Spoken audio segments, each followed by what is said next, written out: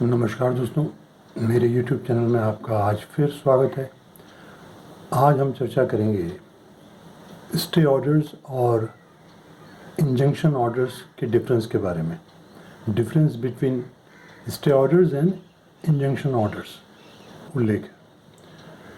तो आइए दोस्तों जानते हैं इन दोनों में क्या डिफरेंस है। इससे पहले मैं ये चाहूँगा कि आप ये मेरा वीडियो अंत तक देखें। Thank you. तो चलिए दोस्तों बात करते हैं स्टे ऑर्डर्स की। स्टे ऑर्डर्स वो ऑर्डर्स होते हैं जिसमें कि कोर्ट की किसी कार्रवाई को, किसी प्रोसीडिंग्स को रोकना। जी हाँ, एक बात कि किसी प्रोसीडिंग को, कोर्ट के किसी केस में किसी प्रोसीडिंग्स को रोकना एक बात, और दूसरी बात कि कोर्ट के किसी जजमेंट या ऑर्डर के एग्जीक्यूशन को रोकना। ये स्टे ऑर्डर्स, ये दोनों बातें स्टे ऑर्डर्स में आती हैं। अब उदाहरण के तौर पर मैं आपको समझाता हूँ। जैसे कि अस्थायी तौर पे अगर स्टे लाते हैं, अस्थायी तौर पर कोर्ट की प्रोसीडिंग्स को रोकना, उसका एक उदाहरण मैं आपको देता हूँ। सूट फाइल होता है कोर्ट में, पार्टीशन सूट फाइल होता है। वो 4 भाई हैं जो कि पार्टीशन सूट फाइल करते हैं ताकि प्रॉपर्टी को आपस में बांटा जा सकता है। जब ये कोर्ट की प्रोसीडिंग्स चल रही होती है पार्टीशन सूट की, तो एक 5वां बंदा आता है। वो ये कहता है कि ये जो प्रॉपर्टी जिसके कि पार्टीशन का सूट चल रहा है, ये प्रॉपर्टी, ये मकान मेरा है, ऐसा वो क्लेम करता है। अब कोर्ट क्या करेगा? कोर्ट अब जो पार्टीशन वाला सूट है इस पे लगाएगा स्टे, और जो 5वें का क्लेम है जो वो कह रहा है कि प्रॉपर्टी मेरी, कोर्ट उसकी बात सुनेगा, उसकी बात को जांचेगा, परखेगा, और पहले वाले जो पार्टीशन सूट चल रहा है उस पर पहले स्टे लगाएगा, और बाद की जो बात है 5वें का जो क्लेम हो, उसको सुनने के बाद ही जो भी फैसला होगा, उसके बाद ये पार्टीशन सूट, अगर तो वो क्लेम उसका नहीं बनता है 5वें वाले का, तो ये पार्टीशन सूट फिर से चालू होगा, और तो अगर उसका क्लेम बनता है तो बात उसके फेवर में हो जाएगी। ये तो हो गया अस्थायी तौर पे, मतलब टेम्परेरी तौर पे स्टे लाना चलते हुए प्रोसीडिंग्स में। अब यही उदाहरण को हम थोड़ा सा चेंज कर देते हैं कि मान लीजिए कि फैसला वो 5वें के पक्ष में होता है। कोर्ट ये मानती है कि नहीं, 5वें ने जो कहा है कि मकान उसका है, और कोर्ट जांच पड़ताल के बाद एविडेंसेस, फैक्ट्स को सामने रख के ये कहती है कि नहीं भाई, ये जो मकान है ये आप चारों का न होकर उस 5वें बंदे का है। तो उस 5वें बंदे के हक में फैसला चला जाता है। अब उस फैसले की तामीली करने के लिए 5वां बंदा कहेगा भाई कोर्ट को कि ठीक है साहब, आपने कह दिया है मेरा है, जबकि मेरा ही है, तो अब इसकी तामील भी दी, मुझे उससे पोजीशन दिलवाया जाए। तो ये जो पोजीशन वाला मामला, तामीली का मामला है, इस पे रोक लगाया कौन? ये 4 भाई।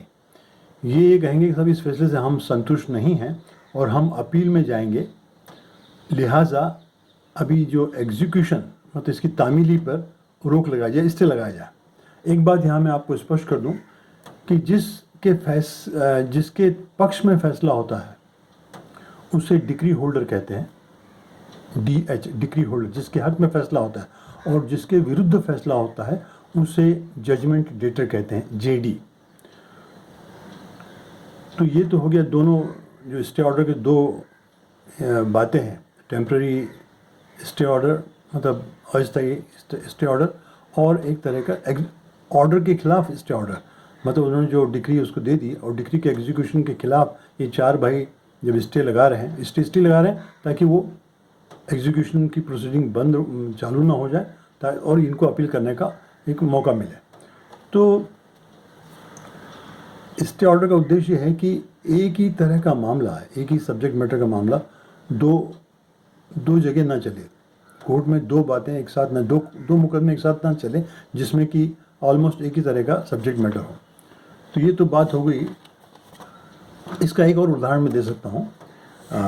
एग्जीक्यूशन ऑफ डिक्री के विरोध के अगेंस्ट में स्टे ऑर्डर लाना। मान लीजिए किसी बंदे को फांसी की सज़ा सुनाई जाती है, आज से 1 महीने के बाद या से 4 दिन बाद उसको फांसी होने वाली है, और फांसी के 1 दिन पहले ये मालूम पड़ता है, कुछ फैक्ट्स और कुछ एविडेंसेस कोर्ट के सामने आते हैं जिससे कि जिसको फांसी लग रही वो बंदा बेगुनाह साबित हो सके, तो कोर्ट वो एग्जीक्यूशन डिक्री, मतलब जो एग्जीक्यूशन और फांसी लटकाने की बात, फांसी देने की जो बात है उस पर रोक लगा दी, स्टे लगा दी, और नए एविडेंसेस और नए फैक्ट्स को के बारे में हियरिंग होगी, और तब तक के लिए वो स्टे ऑर्डर रुक जाएगा, तब तक वो फांसी रुक जाएगी। तो ये एक स्टे ऑर्डर का ये भी एक उदाहरण है। अब बात करते हैं इंजंक्शन ऑर्डर की। इंजंक्शन ऑर्डर भी एक तरह का रिलीफ है, एक तरह की रेमेडी है। जब कोई ऐसा काम होता है, ऐसा कोई गलत काम होता है, या ऐसा लगता है कि कोई गलत काम हो रहा है किसी पार्टी के खिलाफ, या ऐसा काम हो रहा है जिससे कि सामने वाली पार्टी को तकलीफ हो रही है, उसका कोई राइट है जो इन्फ्रिंज हो रहा हो, जिस पर अतिक्रमण हो रहा हो, जिसका वायलेशन हो रहा है, तो ऐसा व्यक्ति कोर्ट में उस काम को रोकने के लिए इंजंक्शन ला सकता है। कोर्ट को ये दरख्वास्त दे सकता है कि ये काम रोका जाए, क्योंकि इससे ये मुझे हानि हो रही है, मुझे ये जो राइट है ये इन्फ्रिंज हो रहा है। इंजंक्शन ऑर्डर्स पार्टी को जो इशू किया जाता है वो पार्टी के लिए मानना ज़रूरी होता है। अगर वो नहीं मानती है पार्टी इंजंक्शन ऑर्डर, तो इसमें कोर्ट उनको क्रिमिनल या सिविल पेनल्टीज लगा सकता है, जुर्माना भी हो सकता है, प्लस कंटेम्प्ट ऑफ कोर्ट का मामला भी ऐसे पार्टियों पर चल सकता है जो कि इंजंक्शन ऑर्डर को मानती नहीं है। इंजंक्शन ऑर्डर भी 3-4 तरह के होते हैं। एक तो इंटरिम इंजंक्शन ऑर्डर होता है, परमानेंट इंजंक्शन ऑर्डर्स होता है, मैंडेटरी इंजंक्शन ऑर्डर्स होते हैं। तो टेम्पररी इंजंक्शन ऑर्डर मतलब एक थोड़े समय के लिए होते हैं।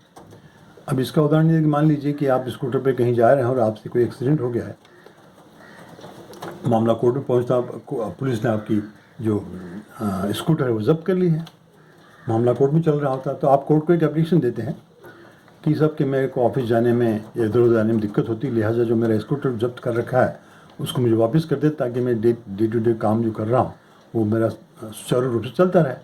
कोर्ट आपकी इस बात को मान लेती है और आपको एक इंटरिम इंजंक्शन ऑर्डर दे देगी, ठीक है भाई, इनका स्कूटर जो है इनको वापस किया जाए, बाकी केस तो चलता रहेगा।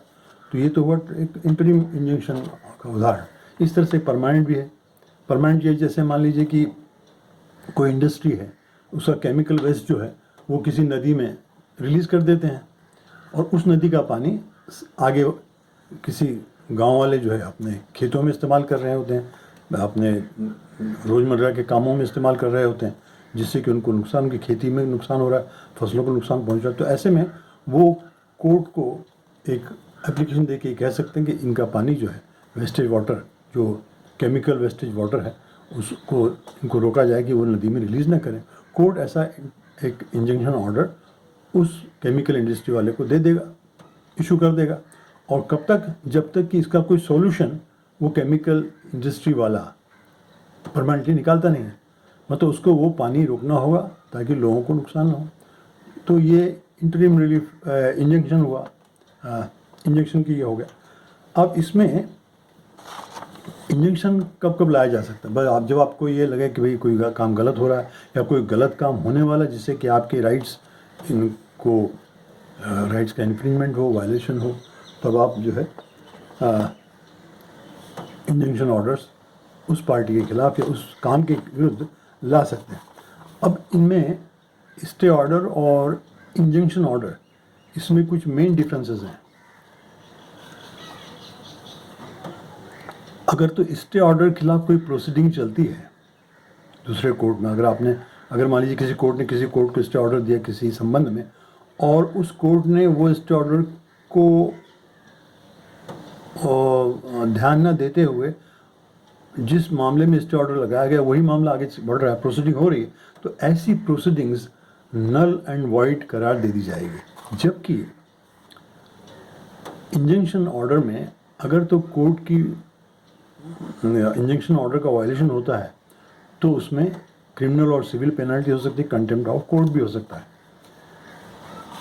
दूसरा ये कि स्टे ऑर्डर्स जो है एक कोर्ट दूसरे कोर्ट के लिए इशू करती है, जबकि इंजंक्शन ऑर्डर्स जो है कोर्ट किसी पार्टी के लिए इशू करता है। स्टे ऑर्डर तब प्रभावशाली होता है जब वो जिस कोर्ट के लिए इशू किया उस कोर्ट तक पहुंच जाता है, कम्युनिकेट हो जाता है, तब वो प्रभावशाली हो सकता है, तब वो ऑपरेटिव होता है। इमीडिएट ऑपरेटिव भी हो सकता है और देर भी लग सकती है। जब तक वो कोर्ट दूसरे कोर्ट को वो स्टे ऑर्डर मिल नहीं जाता तब तक वो ऑपरेट नहीं होता है। लेकिन इंजंक्शन ऑर्डर जो है इमीडिएट तत्काल प्रभाव से लागू हो जाता है, तत्काल प्रभाव से ऑपरेट होने लगता है। तो दोस्तों ये थे differences between stay orders and injunction orders. आशा है आपको ये मेरा वीडियो पसंद आया होगा। कृपया से लाइक करें, शेयर करें, और अभी तक तो आपने मेरे चैनल को सब्सक्राइब नहीं किया है तो कृपया सब्सक्राइब कर लें। Thank you very much.